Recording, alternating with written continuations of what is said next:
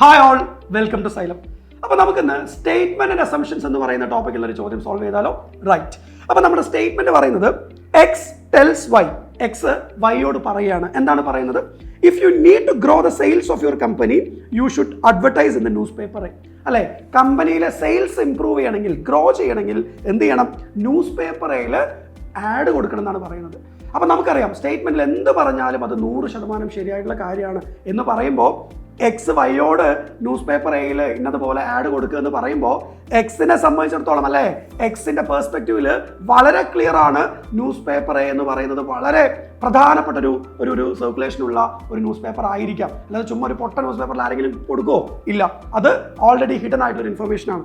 ഇനി നമുക്ക് അസംഷൻസ് നോക്കാം. Newspaper A has more extensive circulation than other newspaper. Of course, അല്ലേ, എക്സിന്റെ പോയിന്റ് ഓഫ് വ്യൂ നിന്ന് നോക്കുമ്പോൾ വളരെ ക്ലിയർ ആണ്, എയിൽ കൂടുതൽ സർക്കുലേഷൻ ആണ്. അതുകൊണ്ട് തന്നെയാണ് എയിൽ ആഡ് കൊടുക്കാൻ പറയുന്നത്. എന്തായാലും അസംഷൻ ഒന്നും ഇവിടെ ശരിയാണ്. ഇനി രണ്ടാമത്തെ അസംഷനിലോട്ട് പോവാം. Sales of Y's company are down. അതായത് കമ്പനി വൈയിലെ സെയിൽസ് ഡൗൺ ആണെന്നാണ് പറയുന്നത്.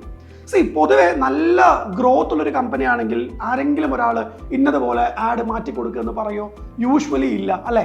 അപ്പോൾ സ്വാഭാവികമായിട്ടും സെയിൽസ് ഡൗൺ ആയിരിക്കും. അതുകൊണ്ട് തന്നെ ആയിരിക്കും എക്സ് ഈ രീതിയിൽ അസ്യൂം ചെയ്തിട്ട് പറഞ്ഞിട്ടുണ്ടാവുക. എന്ന് പറയുമ്പോൾ ഓഫ് കോഴ്സ് രണ്ടാമത്തെ അസംഷനും ഇവിടെ ശരിയാണ്. വിച്ച് മീൻസ് എന്തായിരിക്കും നമ്മുടെ ആൻസർ വരിക? Yes, option C, both assumption 1 and 2 are implicit.